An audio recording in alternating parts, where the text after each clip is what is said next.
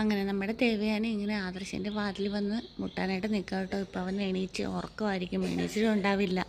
അപ്പോൾ പിന്നെ എങ്ങനെ മുട്ട് വിളിക്കുന്നത് എന്നൊക്കെ പറഞ്ഞിട്ട് ഇങ്ങനെ ആലോചിച്ചുകൊണ്ട് നിൽക്കണം കേട്ടോ.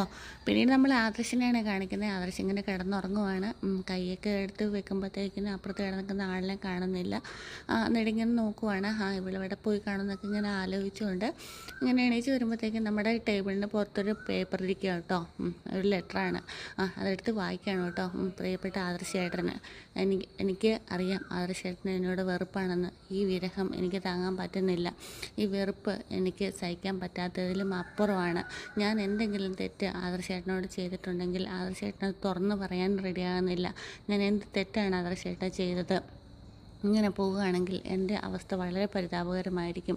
അതുകൊണ്ട് ഇനി ആദർശേട്ടൻ എൻ്റെ കാര്യങ്ങളെല്ലാം, എൻ്റെ തെറ്റുകളൊക്കെ മനസ്സിലാക്കി എന്നോട് വന്ന് പറഞ്ഞെങ്കിൽ മാത്രമേ ഞാൻ തിരിച്ച് അനന്തപുരിയിലേക്ക് വരുന്നുള്ളൂ. ഇല്ലെങ്കിൽ ഞാൻ ഇനി ഒരിക്കലും നമ്മൾ ഇനി കണ്ടുമുട്ടുകയില്ല എന്ന് മാത്രം പറഞ്ഞുകൊണ്ടെന്ന് പറഞ്ഞിട്ട് നമ്മുടെ നയന ഇങ്ങനെ ലെറ്റർ എഴുതി വെച്ചിട്ട് പോവുകയാണേ. അത് നമ്മൾ പോകുന്നതൊന്നും കാണിക്കുന്നില്ല കേട്ടോ, ലെറ്ററിൽ വായിക്കുന്നതാണ് കേട്ടോ. പിന്നീട് നമ്മുടെ ആദർശ് ഇങ്ങനെ ആലോചിച്ചുകൊണ്ട് നിൽക്കുവാണേ. അത് തന്നെയല്ല, അറിഞ്ഞോ അറിയാതെ ഞാൻ എന്തെങ്കിലും ചെയ്തിട്ടുണ്ടെങ്കിൽ, ആദർശേട്ടനെ വിഷമിപ്പിച്ചിട്ടുണ്ടെങ്കിൽ അതിനെല്ലാത്തിനെയും ഞാൻ ആത്മാർത്ഥമായി മാപ്പും ചോദിച്ചിട്ടാണ് നമ്മുടെ നയന അവിടെ നിന്ന് പോയിരിക്കുന്നത്. ഈ സമരം അവസാനിപ്പിച്ചിട്ടില്ലെങ്കിൽ ഇനി ഒരിക്കലും എന്നും പറയുന്നുണ്ടേ. അങ്ങനെ നമ്മുടെ ദേവയാനിയും മുത്തശ്ശിയും ജലജയും എല്ലാവരും കൂടി ഇരുന്ന് സംസാരിക്കുകയാണ്. അവൾക്കാണെങ്കിൽ തലയ്ക്ക് ഭ്രാന്ത് പിടിച്ചിരിക്കുക. അവളെ ജ്വല്ലറിയിലും കൂടെ ജോലിക്കൊക്കെ വെച്ചതിന് ശേഷം അവൾക്ക് ഭയങ്കര അഹങ്കാരമാണ്. അതുതന്നെയല്ല, ഇപ്പം തന്നെ നോക്കുക, ആദർശനെ മനസ്സ് വിഷമിപ്പിക്കുന്ന എന്തോ കാര്യം അവൾ ചെയ്തിട്ടുണ്ട് എന്നൊക്കെ ഇങ്ങനെ പറയുമ്പോൾ നമ്മുടെ മുത്തശ്ശി പറയുന്നുണ്ട്, ഇപ്പം തന്നെ എല്ലാവരും പറയുന്നത് ദേവയാനി അവൻ്റെ മനസ്സിലിട്ട് എന്തോ വിഷം കുത്തിവെച്ചിരിക്കുകയാണ് എന്നിങ്ങനെ പറയുവേ. ഞാനങ്ങനെയാണ്. അപ്പോഴത്തേക്ക് നമ്മുടെ ജലജ പറയുക, ഏട്ടത്തേക്ക് മോനും മരുമോളും ഒക്കെ പിരിയണമെന്നല്ലേ ആഗ്രഹം എന്നൊക്കെ ചോദിക്കുമ്പോഴത്തേക്ക് നമ്മുടെ ദേവയാനി സങ്കടപ്പെടുവാണേ.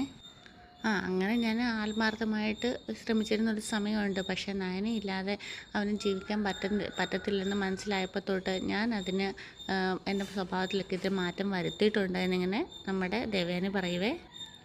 അല്ല, ഏട്ടത്തിക്ക് അവർ പിരിയുന്നത് തന്നെയല്ല ഇഷ്ടം എന്നിങ്ങനെ ചോദിക്കുമ്പോഴത്തേക്കിനും വീണ്ടും പറയുന്നുണ്ട്, എനിക്ക് കുഴപ്പമൊന്നുമില്ല, എനിക്കിഷ്ടം തന്നെയാണ്. പക്ഷേ അതിൻ്റെ പേരിൽ അവരുടെ മനസ്സമാധാനം പോകുന്നത് എനിക്ക് അത്ര സഹിക്കാൻ പറ്റത്തില്ല എന്നിങ്ങനെ ദേവേന പറയുവാണേ. എനിക്കിനി അവൾ പോയെന്നും കരുതിയിട്ട് മനസ്സമാധാനമൊന്നും പോകത്തില്ല അമ്മേ എന്ന് പറയുവേ. അന്നത്തേക്ക് നമ്മുടെ മുത്തശ്ശി പറയും കേട്ടോ, അവൾ എണീച്ചില്ലേന്ന് ചോദിക്കുകയെ, മുറ്റത്ത് കോലമൊന്നും വരച്ചിട്ടില്ല എന്ന് പറയും കേട്ടോ. അന്നത്തേക്കിനും ആദർശ് പറയുന്നുണ്ട്, ഇനി അവൾ കോലമൊന്നും വരയ്ക്കുന്നില്ല എന്ന് പറഞ്ഞിട്ട് വരയ്ക്കത്തുമില്ല എന്ന് പറഞ്ഞിട്ട് നമ്മുടെ ലെറ്റർ എടുത്ത് നമ്മുടെ ആദർശ ദേവേനയുടെ കയ്യിലേക്ക് കൊടുക്കുവേ. കത്ത് ചെയ്ത് വെച്ചിട്ട് മോള് പോയത് നീ കണ്ടില്ലേ മോനെന്നിങ്ങനെ ചോദിക്കുക നമ്മുടെ മുത്തശ്ശി. അന്നേരത്തേക്ക് നമ്മുടെ ആദർശ് പറയുന്നുണ്ട്, ഇല്ല കണ്ടില്ല, അവൾ എണ്ണു എണീക്കുന്ന നേരത്തെ ഉണർന്നിട്ട് പോയി കാണും എന്നിങ്ങനെ പറയുവാണ്. അപ്പോഴത്തേക്കും ജലജ ഇങ്ങനെ സന്തോഷത്തോടു കൂടി എണീക്കുക കേട്ടോ. ദേവേനയാണെങ്കിൽ കത്തെല്ലാം വായിച്ചതിന് ശേഷം ഇങ്ങനെ സങ്കടം വന്നിട്ട് എണീക്കുവാണേ. അത് പറഞ്ഞപ്പോൾ നിൻ്റെ മുഖത്ത് എന്താ ഒരു സങ്കടം നിങ്ങനെ ചോദിക്കുകയെ? സങ്കടമല്ല, ഇങ്ങനെ കാണിച്ചാൽ ദേഷ്യമെന്ന് പറയേ. അതല്ല, മുത്തശ്ശി പറയുകയാണ്. എന്നിട്ട് ആദർശ് എല്ലാ കാര്യത്തിലും നയനമോളെ മാറ്റി നിർത്തുമായിരുന്നു. അതിൻ്റെ സങ്കടം സഹിക്ക് വയ്യാതെ മോള് പോയെന്നിങ്ങനെ പറയുവേ. അവളൊരു അഹങ്കാരിയമ്മേ. പോരാത്തിന് അവൾ ഭയങ്കര ഡിസൈനറാണെന്ന് പറഞ്ഞുകൊണ്ടല്ലേ നടക്കുന്നത്. അത് തന്നെയല്ല, ഇവിടുന്ന് എപ്പോൾ പോയെന്നാലും പോയി തിരികെ വിളിച്ചുകൊണ്ട് വരാനായിട്ട് ഇവിടെ ആൾക്കാരും ഉണ്ടല്ലോ എന്നൊക്കെ ഇങ്ങനെ ജലജയും പറയുന്നുണ്ട്. അപ്പോഴത്തേക്കും നമ്മുടെ ദേവയാനി ഇങ്ങനെ ദേഷ്യപ്പെട്ട് നമ്മുടെ ജലജനെ നോക്കുന്നുണ്ട്. അപ്പോഴത്തേക്കിനും നമ്മുടെ ഇങ്ങനെ ദേവേനെ പറയേ, അത് എന്തുകൊണ്ടാണെന്ന് നിനക്കറിയാവുന്നതല്ലേ ജലജ എന്നിങ്ങനെ ചോദിക്കും കേട്ടോ. പിന്നെ അപ്പോഴത്തേക്ക് നമ്മുടെ ആദർശ് പറയുന്നുണ്ട്, അമ്മയ്ക്കറിയാലോ, എന്നെ കരുവാക്കിയിട്ട് ഇനി അമ്മ പോയി അവളെ വിളിച്ചുകൊണ്ട് വരല്ലേ. അങ്ങനെയെങ്കിൽ ഏട്ടത്തി പോയി അവളെ വിളിച്ചുകൊണ്ട് വരല്ലേ എന്നിങ്ങനെ ചിലച്ച് പറയുമ്പോഴത്തേക്കിനും നമ്മുടെ ദേവേന പറയുന്നുണ്ട്, ഞാനൊന്നും വിളിക്കാൻ പോകുന്നില്ല, അല്ലെങ്കിൽ പിന്നെ ഞാൻ വിളിച്ചുകൊണ്ട് വന്നിട്ട് എനിക്കൊന്നും മെച്ചം ഉണ്ടാവാനാണ് എന്നിങ്ങനെ ചോദിക്കുന്നുണ്ടേ. എന്നാലും മോള് പോയി കളഞ്ഞല്ലോ, എന്ത് വിഷമിച്ചിട്ടായിരിക്കും മോള് പോയത്. ഞാനിത് അറിഞ്ഞിരുന്നെങ്കിൽ, ഞാൻ ഇത് നേരത്തെ തന്നെ അറിഞ്ഞിരുന്നെങ്കിൽ എന്ത് വില കൊടുത്തിട്ട് ഞാൻ മോളെ പിടിച്ച് നിർത്തിയേനെ എന്നൊക്കെ ഇങ്ങനെ മനസ്സിൽ സങ്കടപ്പെട്ട് കരഞ്ഞുകൊണ്ട് ഇങ്ങനെ ആലോചിക്കുവാണ് നമ്മുടെ ദേവയാനി. അപ്പോഴത്തേക്കും നമ്മുടെ ആദർശ് ഇങ്ങനെ നോക്കുന്നുണ്ട്. പിന്നീട് നമ്മുടെ ദേവയാനി ഇങ്ങനെ പറയുകയാണ്, നിനക്ക് സന്തോഷമായി കാണും അല്ലേ എന്നിങ്ങനെ ചോദിക്കും കേട്ടോ. അപ്പോഴത്തേക്കും നമ്മുടെ ദേവയാനി നമ്മുടെ ജലജ പറയുകയാണ്, എനിക്ക് സന്തോഷവും ഇല്ല ദുഃഖവും ഇല്ല, ഇതൊക്കെ ഇടയ്ക്കിടയ്ക്ക് നടക്കുന്നതല്ലേ എന്നിങ്ങനെ പറയുവാണേ. പിന്നെ എൻ്റെ ആഗ്രഹം ഇവിടുന്ന് ആരും പോയി വിളിക്കരുത് എന്നാണെന്ന് ഇങ്ങനെ പറയേ. അന്നേരം നമ്മുടെ മുത്തശ്ശി മനസ്സിൽ വിചാരിക്കുന്നുണ്ട് കേട്ടോ, എന്താണെങ്കിലും നയനമോളില്ലാതെ ഈ വീട് മുന്നിലോട്ട് പോകത്തില്ല. പിന്നീട് നമ്മുടെ അനാമിക ഇങ്ങനെ മേക്കപ്പൊക്കെ ചെയ്തുകൊണ്ടിരിക്കുകയാണ്. അപ്പോഴത്തേക്കിനാണ് നമ്മുടെ ജലജ അങ്ങോട്ടേക്ക് കയറി വരുന്നത്. മോളെ പോയി മോളെ, അവൾ പോയി മോളെ, ഇങ്ങനെ എല്ലാവരും ഇങ്ങനെ അനാമിക ഇങ്ങനെ നോക്കുവാണ്. അവിടെ നയന തന്നെ പോയി മോളെ എന്നൊക്കെ ഇങ്ങനെ പറയുക. അപ്പോഴത്തേക്കും നമ്മുടെ ജാനകി അങ്ങോട്ടേക്ക് വരും കേട്ടോ. സത്യമാണ് പറയുന്നതെന്നൊക്കെ പറയും കേട്ടോ. അപ്പോഴത്തേക്കും നമ്മുടെ അനാമിക പറയുന്നുണ്ട്, പോയ പോലെ അവൾ ഇങ്ങോട്ട് തിരിച്ചു വരും, അത് അല്ലെങ്കിൽ വിളിച്ചുകൊണ്ട് വരാൻ ഇവിടെ ആളും ഉണ്ട്, ഇതങ്ങനെയല്ല മോളെ, അവൾ കത്തൊക്കെ എഴുതി വെച്ചിട്ടാണ് പോയേക്കുന്നത് എന്നൊക്കെ ഇങ്ങനെ പറയും കേട്ടോ. അപ്പോഴത്തേക്കും നമ്മുടെ ജാനകി പറയുകയാണ്, പോയതാണെങ്കിൽ സന്തോഷമായി, ഇത് ഡിവോഴ്സ് വന്ന് നിന്നാൽ മതിയായിരുന്നു എന്നൊക്കെ ഇങ്ങനെ പറയുകയാണേ. അതേ മോളുടെ കല്യാണം കഴിഞ്ഞതിന് ശേഷമെങ്കിലും നന്ദുവിനെ അവിടെ മാറ്റി നിർത്തണമായിരുന്നു, എന്നാൽ അതും ഉണ്ടായില്ല. ഇപ്പോൾ ഇതിനെല്ലാം ഇങ്ങനെ സംഭവിക്കുന്നതിനെല്ലാം കാരണം അവൾ ഒരുത്തിയാണ്. അവൾ മോളെ ഇട്ട് വട്ടം കറക്കല്ലായിരുന്നോ, അതിനുള്ള തിരിച്ചടി ഇപ്പോൾ കിട്ടിയേക്കുന്നത് എന്നൊക്കെ പറയുവേ. എനിക്ക് അച്ഛനെ അമ്മയെ പേടി എന്നിങ്ങനെ ജാനകി പറയുവേ. അവർ പോയി മോളെ വിളിച്ചുകൊണ്ട് വരും. നീ എന്താ ജാനകി പറയുന്നത്, ഇവിടെ നടക്കുന്നൊന്നും നിങ്ങൾ അറിയുന്നില്ലേ? അച്ഛനും അമ്മയും മാത്രമല്ല, ചേട്ടനും നിൻ്റെ ഭർത്താവും ഒന്നും അതിന് വേണ്ടിയിട്ട് ഇത്രയും നാളായിട്ട് ശ്രമിച്ചിട്ടില്ല. പ്രായവും പക്വതയും എത്തിയവർക്ക് ഒന്നിച്ചു പോകാൻ പറ്റുന്നില്ലെങ്കിൽ പിരിഞ്ഞോട്ടെ എന്ന് തന്നെ എല്ലാവരും പറയുന്നത് എന്നിങ്ങനെ പറയുമ്പോൾ നമ്മുടെ ജാനകി പറയുന്നുണ്ട്, ശരി അത് ശരിയാണെന്നിങ്ങനെ പറയുവാണേ. രാവിലെ കോലം വരയ്ക്കുന്നവൾ, പൂജാമുറിയിൽ വിളക്ക് വെക്കുന്നവൾ, ഇന്ന് എല്ലാവരുടെയും വിളക്കായിട്ട് നിൽക്കുമായിരുന്നു. ഇന്ന് അതെല്ലാം കെട്ടുപോയി, സന്തോഷമായി എനിക്ക് എന്നിങ്ങനെ അനാമിക പറയുകയാണ്. അപ്പോഴത്തേക്കും നമ്മുടെ ജാനകി ഇങ്ങനെ പറയുന്നുണ്ട്, അവൾക്ക് എന്താ പറ്റിയിരിക്കും എന്നിങ്ങനെ ചോദിക്കുന്നുണ്ട് കേട്ടോ. അപ്പോഴത്തേക്കും നമ്മുടെ ജലജ പറയുകയാണ്, അവൾക്ക് കാമുകന്മാരുണ്ടാവും, അത് സാദൃശ്യ കണ്ടുപിടിച്ച് കാണും, അതുകൊണ്ടാണ് അവൻ ഇത്രയും ദേഷ്യം കാണിക്കുന്നത്, അല്ലാതെ എന്ത് ദേഷ്യം വരാനാ എന്നൊക്കെ ഇങ്ങനെ ജലജയും ചോദിക്കുന്നുണ്ടേ.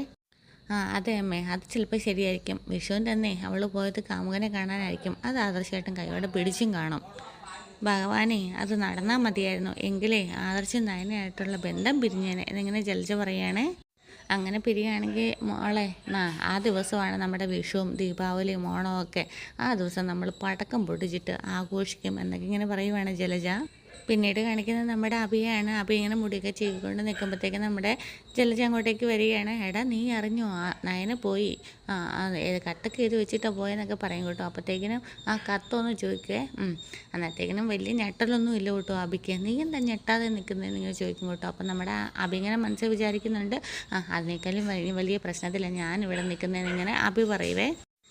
അതിനുശേഷം പറയുന്നുണ്ട്, അവർ പോയതിൽ വലിയ അത്ഭുതമൊന്നുമില്ല, പോയി കഴിഞ്ഞാലും ഇവിടുന്ന് വിളിച്ചുകൊണ്ട് വരാൻ ആൾക്കാരും ഉണ്ടല്ലോ എന്നൊക്കെ ഇങ്ങനെ പറയും കേട്ടോ. അപ്പോൾ നമ്മുടെ ജലജ വീണ്ടും പറയുവേ, എടാ ഇതങ്ങനെയല്ല, ഇത് മൊത്തത്തിൽ പ്രശ്നമാണ് എന്നൊക്കെ ഇങ്ങനെ പറയുമ്പോഴത്തേക്കിനും എന്ത് വന്നാലും ആദർശമായിട്ടിന് കുറച്ച് ദിവസം കഴിയുമ്പോഴത്തേക്കിനും അവർ വേണം തോന്നും, അവർ പോയി വിളിച്ചുകൊണ്ട് വരികയും ചെയ്യും എന്നൊക്കെ ഇങ്ങനെ പറയുവാണേ. ഇപ്രാവശ്യം അങ്ങനെയൊന്നും അല്ലട അവൾ പോയിരിക്കുന്നത്, ആദർശ് പോയെങ്കിൽ അവൾ പോട്ടെ എന്നാ പറഞ്ഞതെന്ന് ഇങ്ങനെ പറയും കേട്ടോ. അവർ പോകാൻ എന്താ കാരണം എന്ന് ചോദിക്കുമ്പോഴത്തേക്കിനും ജലജ പറയുന്നുണ്ട്, നിൻ്റെ ഭാര്യ ഉണ്ടല്ലോ അവിടെ, അവളോട് ചോദിക്കുക എന്നൊക്കെ ഇങ്ങനെ പറയുവാണേ. അമ്മേ, അവൾ മൂർത്തീസ് ജ്വല്ലറിയുടെ ചീഫ് ഡിസൈനറാണ്, അങ്ങനെയുള്ളപ്പോൾ ആദർശേട്ടൻ അവളെ പറഞ്ഞു വിടുമോ എന്നൊക്കെ ചോദിക്കുവേ. എടാ നയന വരുന്നതിന് മുന്നേ മൂർത്തീസ് ജ്വല്ലറി നല്ല രീതിയിൽ പൊയ്ക്കൊണ്ടിരുന്നത് തന്നെയല്ലേ, നിനക്കറിയാലോ. മൂർത്തീസ് ജ്വല്ലറിയിൽ അവൾ കയറിയതോടുകൂടി അവളുടെ മഹിമ കൂടി, അല്ലെങ്കിൽ അവൾ ആർട്ട് ഗാലറിക്കായിട്ട് പോകേണ്ടവളായിരുന്നു. ഇനിയിപ്പോൾ അവർ മൂർത്തി ജ്വല്ലറിയിൽ നിന്ന് പോകുന്നത് വലിയ നഷ്ടം തന്നെയാണ്. അവരെ പോലെയുള്ളൊരു കഴിവ് തെളിയിച്ച ഡിസൈനറെ കണ്ടെത്തുന്ന വളരെ പ്രശ്നമുള്ള കാര്യമാണെന്നൊക്കെ ഇങ്ങനെ അഭി പറയുകയാണേ. നീ ഇപ്പോൾ എന്നോട് പറഞ്ഞ പോലെ വേറെ ആരോടും പറയില്ല, അവൾ ഇനി തിരിച്ചു വരരുതെന്നാണ് എൻ്റെ ആഗ്രഹം എന്നിങ്ങനെ പറയുകയാണേ. എൻ്റെ അമ്മ, അതിനേക്കഴിഞ്ഞും വലിയ പ്രശ്നത്തിലാണ് ഞാൻ ഇവിടെ നിൽക്കുന്നത്, അതുകൊണ്ട് എന്നോടൊന്നും പറഞ്ഞുകൊണ്ട് വരണ്ട, ആരുടെയും പ്രശ്നങ്ങളെ പറ്റിയിട്ട് എന്നോട് പറയുകയും വേണ്ട എന്നൊക്കെ ഇങ്ങനെ പറഞ്ഞിട്ട് നമ്മുടെ അഭി അവിടെ നിന്ന് പോവുകയാണേ. പിന്നീട് നമ്മുടെ കാണിക്കുന്നത് നന്ദാവനമാണ് കേട്ടോ. നമ്മുടെ ഗോവിന്ദൻ ഇങ്ങനെ പത്രമൊക്കെ വായിച്ചുകൊണ്ട് ഉമ്മറത്തിരിക്കുകയാണ് രാവിലെ തന്നെ. അപ്പോഴത്തേക്കിനാണ് പെട്ടെന്ന് അവിടെ ആയിട്ട് ഒരു ഓട്ടോ വന്നിട്ട് നോക്കുമ്പോഴത്തേക്കും നമ്മുടെ നയന പെട്ടിയും ബാഗും ഒക്കെ എടുത്തിട്ട് ഇറങ്ങും കേട്ടോ. അപ്പോഴത്തേക്കിനും അച്ഛനിങ്ങനെ നോക്കുന്നുണ്ടേ, മോളാണല്ലോ വന്നിരിക്കുന്നത് എന്നിങ്ങനെ ഇങ്ങനെ നോക്കും കേട്ടോ. മോളെന്താ ഇത്ര രാവിലെ എന്നിങ്ങനെ ചോദിക്കുക. ഞാൻ ഇങ്ങനെ അന്ന് പോയപ്പോഴത്തേക്കിനും പറഞ്ഞിട്ടാണല്ലോ പോയത്, തിരിച്ച് വരാമെന്ന്, അതുകൊണ്ട് വന്നാന്ന് പറയും കേട്ടോ. അന്നത്തേക്കും നമ്മുടെ കനക അങ്ങോട്ടേക്ക് വരിക, മോള് വന്നോ എന്നൊക്കെ ചോദിക്കും കേട്ടോ. അപ്പോഴത്തേക്കിനും നയനയുടെ വരവ് കണ്ടിട്ട് മൊത്തത്തിൽ പന്തികേട് അവർക്ക് മണക്കുന്നുണ്ട്. പക്ഷേ മോളെ, അവിടെ എന്തെങ്കിലും പ്രശ്നമായിട്ടാണോ നീ വന്നതെന്ന് ചോദിക്കുമ്പോൾ ഇല്ല അച്ഛാ, അങ്ങനെ കുഴപ്പമൊന്നുമില്ല എന്നൊക്കെയാണ് പറയുന്നത്. എന്നിട്ട് നയന ഇങ്ങനെ ഉള്ളിലേക്ക് പോവുക. അപ്പോൾ നമ്മുടെ ഗോവിന്ദനും കനകയും ഇങ്ങനെ മനസ്സുകൊണ്ട് ചോദിക്കുവാണ്, ഇനി എന്തെങ്കിലും പ്രശ്നം കാണുമോ ഗോവിന്ദേട്ടാ, നമ്മളോട് പറയാതിരിക്കുന്നതാണോ എന്നൊക്കെ ഇങ്ങനെ ചോദിക്കുന്നുണ്ട്.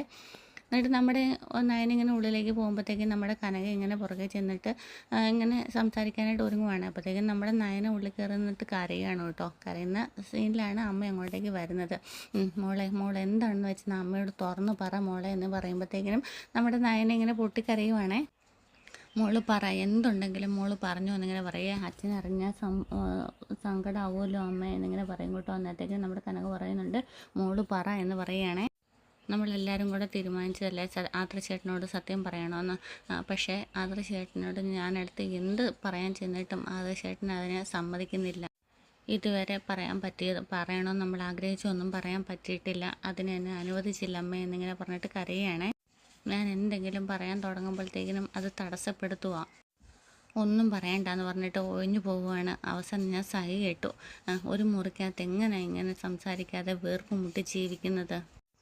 ഞങ്ങൾ ജീവിതം തുടങ്ങിയപ്പോൾ തൊട്ടേ അങ്ങനെ ആയിരുന്നല്ലോ. പക്ഷേ അന്നൊക്കെ എന്നെ സപ്പോർട്ട് ചെയ്യാൻ ഒരുപാട് ആളുകളുണ്ടായിരുന്നു. ഇന്നല്ലെങ്കിൽ നാളെ എന്നെ സ്നേഹിക്കുന്നുണ്ടായിരുന്നു. പക്ഷേ ഇപ്പം അങ്ങനെയല്ല. എന്നെ ആദർശമായിട്ട് സ്നേഹിച്ചിരുന്നു. അതുപോലെ തന്നെ എനിക്ക് സപ്പോർട്ട് ചെയ്യാൻ ഒരുപാട് ആളുകളും അപ്പോൾ ഉണ്ടായിരുന്നെങ്കിൽ ഇപ്പം എനിക്ക് സപ്പോർട്ടിന് ആളുമില്ല. പക്ഷെ മുത്തച്ഛനോട് പോയിട്ട് സംസാരിക്കാനായിട്ട് നിന്നിട്ടും മുത്തച്ഛനും ഒന്നും പറയുന്നില്ല. ആദർശേട്ടൻ്റെ അച്ഛനും അങ്ങനെ തന്നെയാണ് എന്നൊക്കെ പറയുമ്പോൾ ഇതെല്ലാം കേട്ടുകൊണ്ട് നമ്മുടെ ഗോവിന്ദൻ പുറകെ നിൽക്കുകയാണേ. ഇതെല്ലാം ആലോചിച്ചിട്ട് എങ്ങനെ പിന്നെ അവിടെ പിടിച്ച് നിൽക്കാൻ പറ്റും അമ്മേ എന്നൊക്കെ ഇങ്ങനെ പറയുകയാണേ. ഞാൻ ആദർശേട്ടനൊരു കത്ത് എഴുതി വെച്ചിട്ട് ഞാൻ ഇങ്ങോട്ടേക്ക് പോന്നു എന്ന് പറയുവേ. എന്തിനാ മോളെ എല്ലാം ഇട്ടെറിഞ്ഞിട്ട് ഇങ്ങോട്ടേക്ക് വന്നതെന്നിങ്ങനെ ചോദിക്കുവേ. അതിനകത്തേക്ക് നമ്മുടെ നയന പറയുകയാണേ ആദർശേട്ടന് ബന്ധം പിരിയണമെന്ന്. ആ രീതിയിൽ തന്നെയാണ് ഇപ്പോൾ ആലോചിക്കുന്നത്. ഇനി അങ്ങനെ തന്നെ അല്ലെങ്കിൽ ഇനി കുറച്ച് ദിവസം മാറി നിന്നിട്ട് എന്തെങ്കിലും മാറ്റം സംഭവിക്കുകയാണെങ്കിൽ ഇവിടെ വന്നിട്ട് എന്നെ വിളിക്കട്ടെ അമ്മേ എന്നെങ്കിലും ഇങ്ങനെ നയന് പറയുന്നുണ്ട്. അപ്പോൾ ഇതെല്ലാം ഗോവിന്ദൻ കേട്ടോണ്ട് നിൽക്കുകയാണേ. അങ്ങനെ സങ്കടപ്പെടുന്നുണ്ട് കേട്ടോ. എന്താണെങ്കിലും സ്നേഹിച്ച ആൾ പിണങ്ങിയ സ്ഥിതിക്ക് എനിക്കിനി അവിടെ കടിച്ചു പിടിച്ച് നിൽക്കാൻ പറ്റില്ല.